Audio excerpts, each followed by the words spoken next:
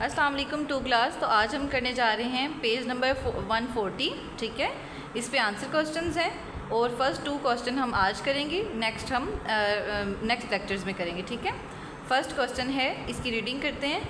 Name some places where land animals live. उन जगहों के आपने नाम बताने हैं जहाँ पे लैंड एनिमल्स रहते हैं। ठीक है, तो इसका आंसर है forest, mountains, trees, deserts and grassland. ठीक है, इसका आंसर आपने अपनी नोटबुक पे राइट भी करना है। नेक्स्ट क्वेश्चन नंबर 2 है, what is the difference between a sparrow and a dolphin. ठीक है, स्पैरो और डॉल्फिन में क्या फ़र्क है, इनमें आपने ये बताना है। ठीक है, क्वेश्चन नंबर 2 का आंसर है sparrow is a bird. Sparrow एक बर्ड है। ठीक है, चिड़िया एक बर्ड है, परिंदा है।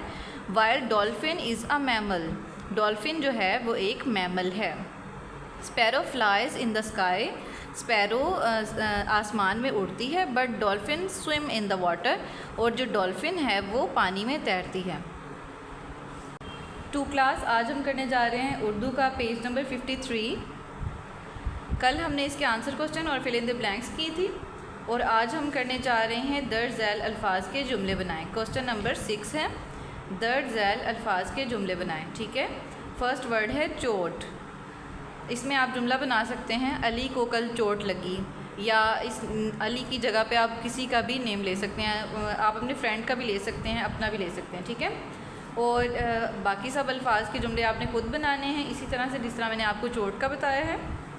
नेक्स्ट वर्ड है खौफ, रोज़ाना, जमात और दुआ। इन सब के जुमले आपने खुद बनाने हैं।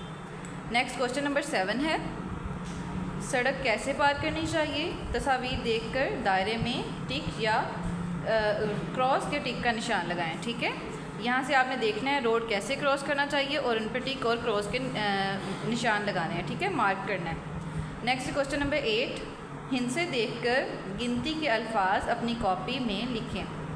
अब यहाँ से आपने इन हिंसों को देखना है, कौन कौन सा हिंसा यहाँ पे लिखा हुआ है और उर्दू में अपनी नोटबुक पे राइट कर देना है। ठीक है, जैसे ये 2 है, 7, 11, इस तरह से आपने इन सबको देखना है और अपनी नोटबुक पे राइट कर देना है। नेक्स्ट है पेज नंबर 54। क्वेश्चन नंबर 9 है। ठीक है, झैल में दिए गए अल्फाज को अलिफ बाई तरतीब के मुताबिक लिखें। ठीक है, जैसे हम इंग्लिश में करते हैं alphabetical order A B C, इसी तरह से हमने राइट करना होता है। इसी तरह उर्दू में आपने करना है अलिफ अलिफ मद्दा बे, इस तरह से आपने सारे अल्फाज को लिखना है। तो फर्स्ट पे आएगा जो अलिफ से स्टार्ट हो रहा है, जिस तरह ये है अब्बा। ठीक है, सेकंड पे आएगा पैदल, थर्ड पे आएगा जैन, फोर्थ पे आएगा सड़क, फिफ्थ पे आएगा उमर और सिक्स्थ पे आएगा मुआयना। ठीक है, इन सब को आपने इसी तरह अलिफ बाई तरतीब के साथ अपनी नोटबुक पे लिखना है। आगे है फ़ेल माजी, फ़ेल हाल और फ़ेल मुस्तकबिल। ये आपने आपकी टीचर ने आपको इसका कॉन्सेप्ट क्लियर करवाया हुआ है।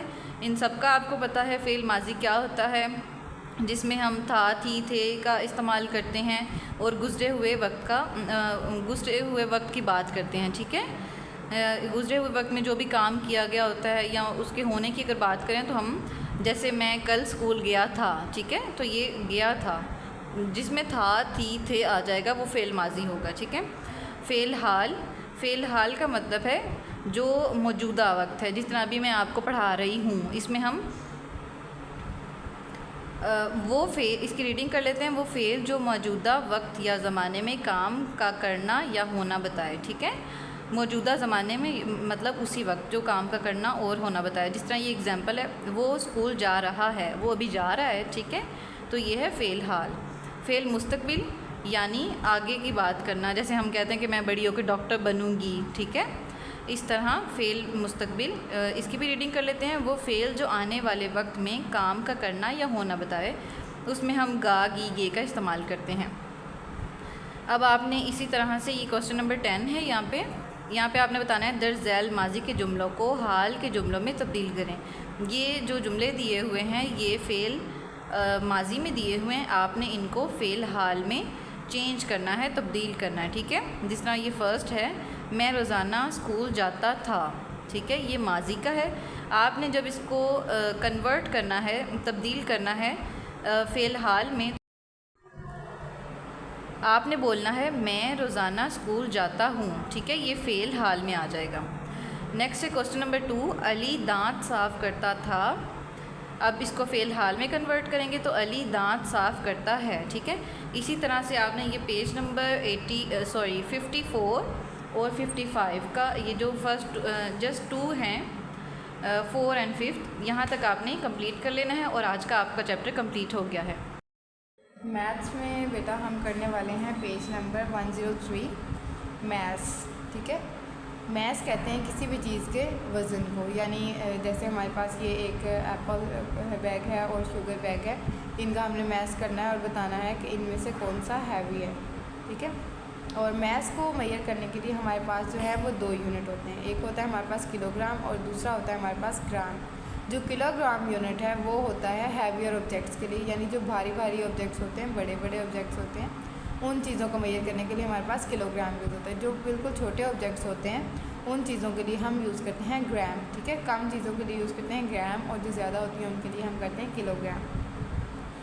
अब यहाँ पर देखें हमारे पास है एक्सरसाइज 4.3, तो इसमें हमें कुछ ऑब्जेक्ट दिए हुए हैं सामने और साथ में बताया गया है कि आपने इसका हमें साथ में क्वेश्चन दिया है कि आपने बताना है इसमें कौन सा बैग जो है वो किलोग्राम के लिए है और कौन सा जो है वो ग्राम के लिए है। तो फर्स्ट देखें the math of a sugar bag, sugar bag का मैथ कितना होगा वो हम मेजर करेंगे किलोग्राम में, ठीक है, क्योंकि वो हैवी होती है।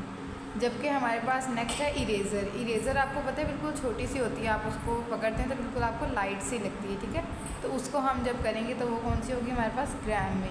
चॉकलेट्स है उसके बाद हमारे पास, वो भी बिल्कुल लाइट सी होती है, ठीक है, वो भी हमारे पास होती है ग्राम। और उसके बाद हमारे पास एप्पल बैग है, ठीक है, ये हैवी होता है। आप जब शॉप पे जाते हैं अपने पापा के साथ तो वो बोलते हैं ना उन्हें कि 1 किलोग्राम जो है वो सेब दे दें या आधा किलो, इस तरह से करके बोलते हैं, 2 किलो 3 किलो, तो वो यही किलोग्राम होता है, ठीक है।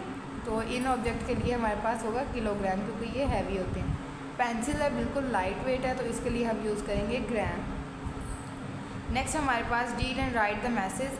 अब हमारे पास ये नीचे जो है वो दिए गए हैं, कुछ ऑब्जेक्ट दिए हैं, नीचे हमें कुछ ऑब्जेक्ट दिए हैं और कुछ मैसेज दिए हैं, तो इनके अकॉर्डिंग आपने ऊपर देखना है कि क्या चीज़ है, उसका मैथ कौन सा होगा, कितना होगा, और वो आपने यहाँ पे राइट करना है। ये आप लोगों ने खुद करना है, ठीक है।